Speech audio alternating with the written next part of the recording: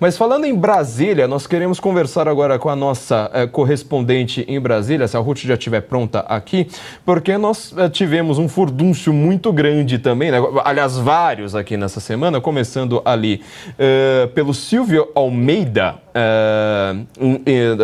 em Brasília, que acabou causando um tumulto, né, muito grande lá quando ele foi, mais uma vez, né? Essas pessoas, elas precisam entender que elas estão sendo investigadas. Nós queremos fazer perguntas a elas para entender o que está acontecendo ali de fato. E eles tratam o seu próprio papel ali como pessoas a serem questionadas como se fossem questionadoras, né? Querendo apontar dedos, querendo falar você é uma pessoa de direita, então não vou falar com você. E não é assim que deve funcionar. Ruth, como foi? Você tem os detalhes aí internos do que aconteceu nessa semana? Boa noite para você. Boa noite para você, Flávio, para toda a bancada e toda a audiência. Então, o ministro dos Direitos Humanos, Silvio Almeida, compareceu nesta semana à Câmara dos Deputados na Comissão de Fiscalização Financeira e Controle, que é presidida pela deputada federal Bia Kicis. Ao todo, foram cerca de 14 requerimentos que foram aprovados para que o ministro fosse depor ao colegiado. Eram inicialmente convocações, mas foram convertidas em convites com a certeza de que ele viria. Então, o ministro ele foi ali convidado a prestar esclarecimento sobre a visita da senhora Luciene Barbosa Farias, mais conhecida como Dama do Tráfico Amazonense, casada com um dos chefes do Comando Vermelho ali no estado do Amazonas. A visita que ela fez ao Ministério dos Direitos Humanos durante o encontro de um comitê de combate à tortura. Então, só para a gente recapitular, a Luciene ela foi indicada como membro desse comitê por um comitê estadual ali do Amazonas que faz parte desse comitê de combate à tortura. Mas o estado do Amazonas afirma que o nome dela não havia sido aprovado ainda para que ela representasse o estado em comissões do governo federal. Ela compareceu a esse evento nos dias 6 e 7 de novembro, teve as passagens e a hospedagem custeada pelo governo federal, que foi em torno de R$6 mil, um valor ali que é entregue à pasta, né, ao Ministério dos Direitos Humanos. E o Silvio Almeida disse que esse comitê de combate à tortura, politicamente, né, ele tem ali um vínculo separado, ou seja, ele é independente, não é ligado diretamente ao Ministério. No entanto, os parlamentares da oposição disseram que se o comitê ele faz parte de alguma forma ali ao Ministério, ele é submetido ao Ministério, o valor de alguma forma vem da pasta, né? Não está vinculado ao governo federal, não está separado, né? Então ali a comissão, né, a sessão foi marcada por muitos embates entre os ministros, o ministro e deputados da oposição, em especial o deputado federal Kim Kataguiri, o deputado federal Gilvan Federal. Então, e também o deputado federal Marcos Polon. Em certos momentos, esses dois deputados, o Marcos Polon e o Gilvan Federal, eles ali fizeram insinuações, né, dizendo que o ministro, de alguma forma, teria ligações com o Comando Vermelho.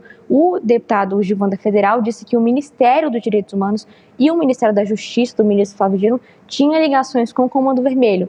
E o deputado federal Marcos Polon fez uma pergunta ali que insinuava que, de alguma forma, o ministro teria essa ligação direta com a facção criminosa. O ministro não gostou dessas insinuações, disse que eles teriam de provar, e, inclusive, em relação ao deputado Gilvan, esse questionamento foi feito mais ao final da sessão, o que causou a sessão teve que ser finalizada. A deputada Bia Kicis teve que finalizar ali a sessão, porque eles entraram em uma discussão muito longa, que também envolveu outros deputados da base de governo.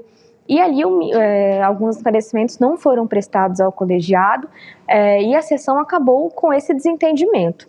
O ministro se disponibilizou a retornar, caso fosse necessário, e aí nós vamos aguardar agora os próximos capítulos para ver se a comissão deve convocá-la novamente ou se realmente esse foi o último comparecimento dele à Câmara dos Deputados. Falando em próximos capítulos, você tem aí alguma palhinha, alguma conversa de corredor do que está acontecendo nas coxias ali sobre a indicação, esse placar aí envolvendo a indicação do Flávio Dino para o Supremo Tribunal Federal e o tanto que ele fugiu, né, de todas as comissões, agora vai lá com toda a tranquilidade, né, dizer que vai responder todas as perguntas do Senado, sendo que ele estava com medo até de, eu tô com medo aqui pela minha vida, depois de conseguir subir a maré ali sem escolta nenhuma, ele está com medo de pisar na sala ao lado ali em Brasília. Então, Flávio, esse argumento que você está mencionando é muito usado por parlamentares da oposição, dizendo que ele não via, né, a Câmara dos Deputados. Vale lembrar que ele é campeão, o ministro Flávio Dino, ele é campeão de requerimentos, são mais de 100 requerimentos de convocação e de convite protocolados na Câmara e no Senado. E ele faltou nas últimas 3 convocações que foram feitas na Comissão de Segurança Pública da Câmara. Foram literalmente convocações e o ministro não veio. E uma dessas convocações, ele disse que a segurança dele estaria em risco, né, diante dos parlamentares que compõem a Comissão de Segurança Pública da Câmara. Em relação à sabatina do ministro Flávio Dino aqui no Senado, ela deve acontecer na próxima quarta-feira, na Comissão de Constituição e Justiça, e também, no mesmo dia, o Paulo Gonet, que é indicado à Procuradoria-Geral da República, também deve ser sabatinado ao mesmo tempo. É uma sabatina ali, são sabatinas simultâneas, vão acontecer ao mesmo tempo, segundo o presidente da CCJ, que é o senador Davi Alcolumbre. O ministro Flávio Dino e o procurador eleitoral Paulo Gonet estiveram novamente hoje aqui no Senado, já fizeram várias peregrinações desde a semana passada, quando o presidente Lula anunciou o nome dos dois como indicados. E eles estão tendo diversos encontros com os senadores ali, procurando votos, pedindo votos, né? Em relação ao ministro Flávio Dino, o que o relator, o senador Everton Rocha, tem dito é que, no mínimo, o ministro vai ter 50 votos no plenário e na CCJ, onde ele precisa de pelo menos 14 votos, ele vai ter 17. Então, ali se ele precisar de 41, é uma margem muito boa para ele, né?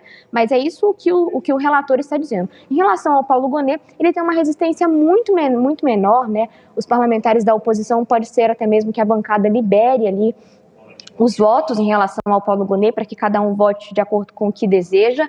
E, para além disso, mesmo se o que Flávio Dino seja aprovado, a sabatina promete ser extensa. Então, aí vai pelo menos umas 10 horas de sabatina, com muitas perguntas da oposição.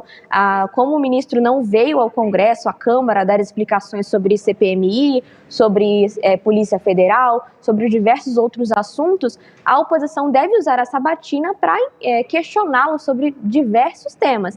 Então, é uma sabatina que vai ser muito extensa para o Flávio Dino, também não deve ser muito fácil não passar por isso. Mas, segundo o relator, ele deve ser sim aprovado, bem como o Paulo Gonet. Muito obrigado, Ruth. Muito bom trabalho aí em Brasília e logo nós vamos querer mais informações por aí, apesar de que agora em dezembro a Brasília já vai, né, arrefecendo o clima, mas a gente sabe que o Flávio Dino ainda vai dar muito o que falar, porque tudo vai orbitar ao redor dele. Então, muito obrigado, boa noite, Ruth. Boa noite, Flávio.